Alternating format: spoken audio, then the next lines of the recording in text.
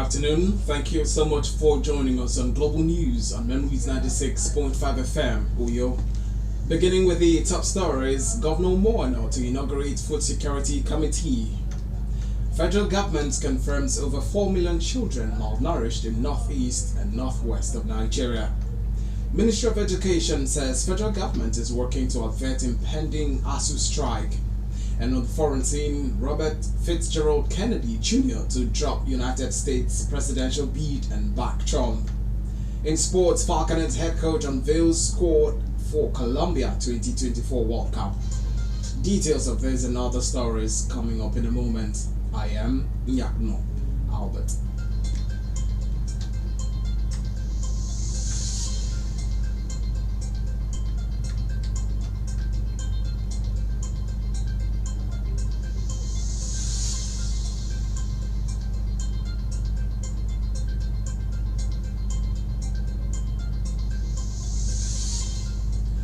The state governor, Pastor NYAKNNO, has announced plans to inaugurate a food security committee to facilitate the actualization of agricultural revolution in the state in line with the agricultural revolution component of the Arise agenda.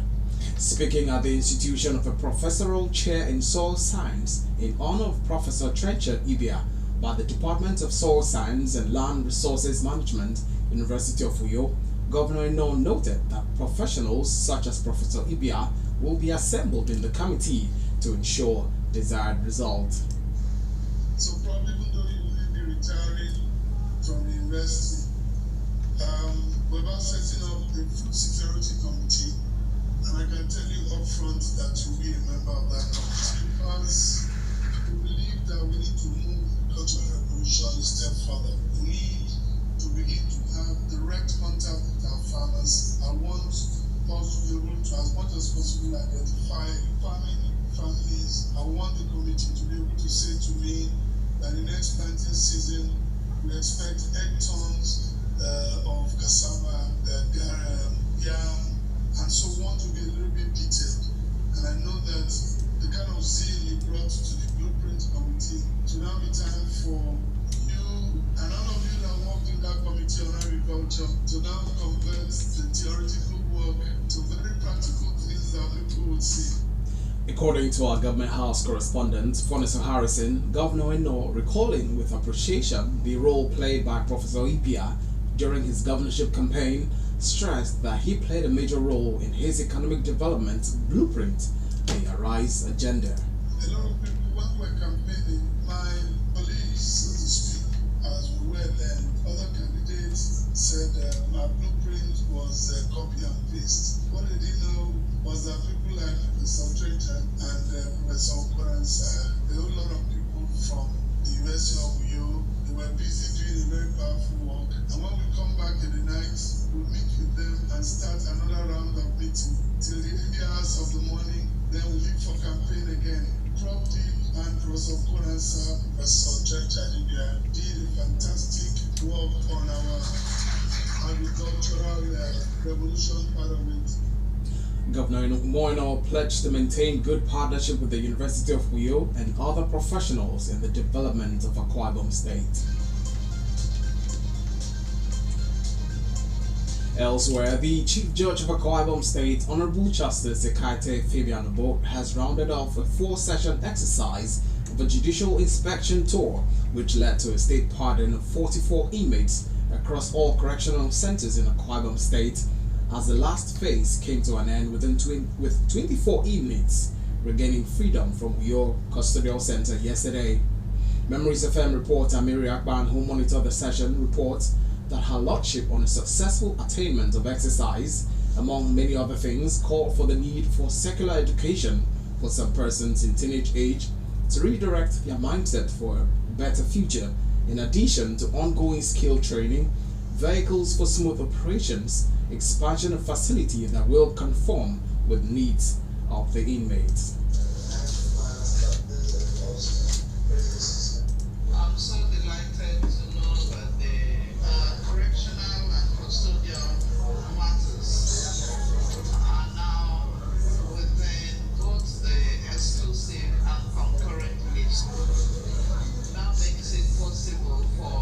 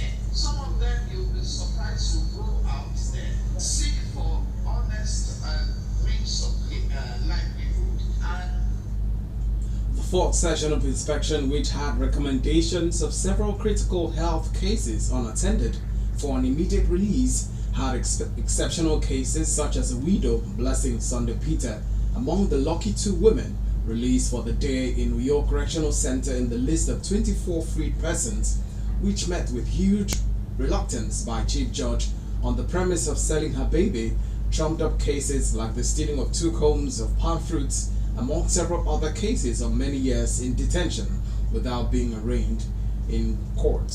I'm particularly angst by the fact that one person with whom you ought to have been charged with has been granted bail, and under that bail he has absconded. It is for that reason I'm following the recommendation of our committee and the DPP that you are set free on compassionate grounds.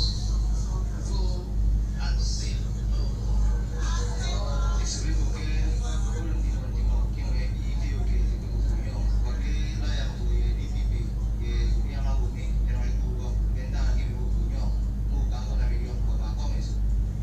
Meanwhile, the Akwa Ibom State Controller of the Nigeria Correctional Service, Julius Ezogo, who commended the Chief Judge on the exercise, stated that the situation of such kind has not been viable in other states.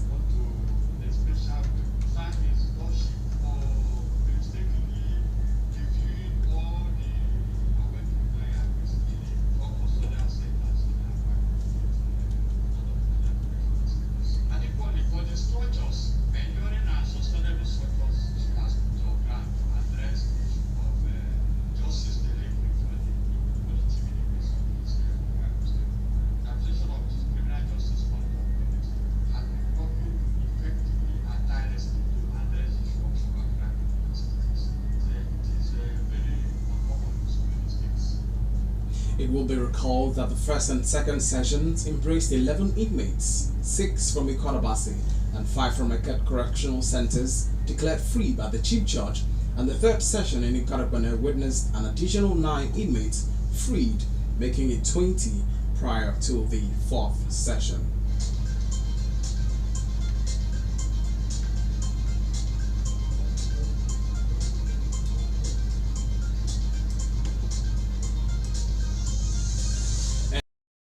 The federal government has confirmed that over 4 million children in the northeast and northwest regions of Nigeria are malnourished.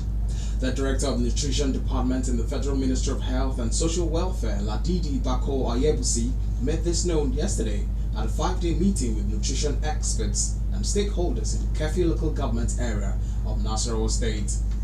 The ministry is holding the meeting in partnership with civil society scaling up nutrition in Nigeria and other nutrition partners on a strategic advocacy policy for nutrition in Nigeria. In her opening remarks, Bako Ayebusi said the meeting would provide policy directions to guide nutrition issues in Nigeria. She added that currently Nigeria faces a severe crisis of triple burden of malnutrition, evidenced by widespread macro and micronutrient deficiency, undernutrition and overnutrition, with significant impact on health and socio-economic development.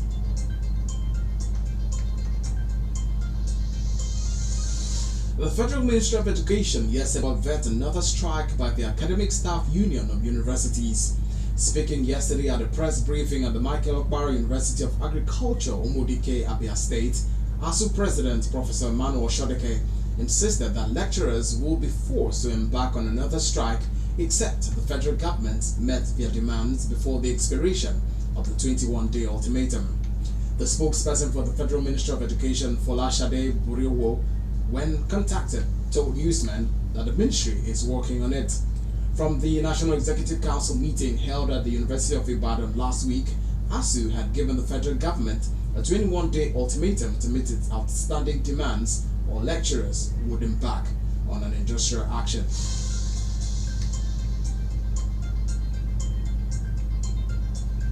Away from that, the Federal Mines Officer in Cross River State, Engineer Mayowa Omoshebi, alongside the State Commissioner for Mineral Resources and security personnel, have arrested a number of illegal miners, seized their equipment and mining sites.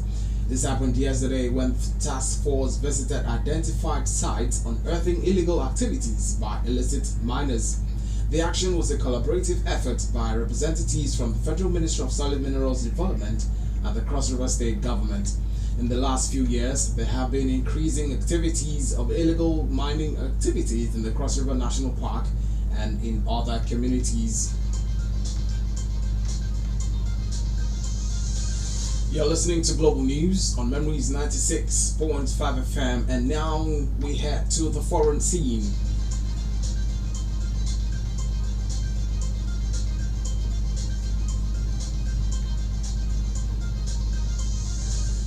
A Greek-flagged oil tanker with 25 crew members on board has caught fire after multiple attacks and is adrift in the Red Sea. The Greek Shipping Ministry and the United Kingdom Maritime Operations said it was attacked by more than a dozen people on two small boats who fired multiple projectiles at the ship when it was heading west of Yemen of Hodeidah yesterday. In a later update, they said the ship reported another attack that caused the fire and led the vessel to lose engine power and its ability to maneuver. There were no reports of injuries to the crew, made up of 23 Filipinos and 2 Russians.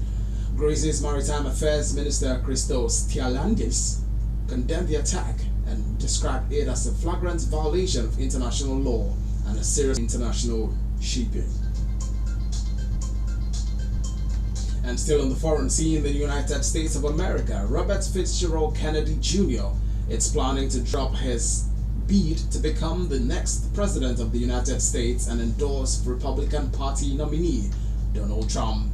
As reported by multiple media outlets, Kennedy is considering announcing the end of his campaign during an appearance with Trump in Phoenix, Arizona on Friday. It has also been reported that news come after Kennedy's campaign would give a speech in Phoenix about the present historical moment and his path forward. Kennedy, who initially ran for the Democratic Party nomination before going independent, could boost Trump's chances in November's election if he drops out, especially in battleground states that were won by razor-thin margins in 2016. And in sports, Super Falcons head coach Christopher Danjuma Men's World Cup.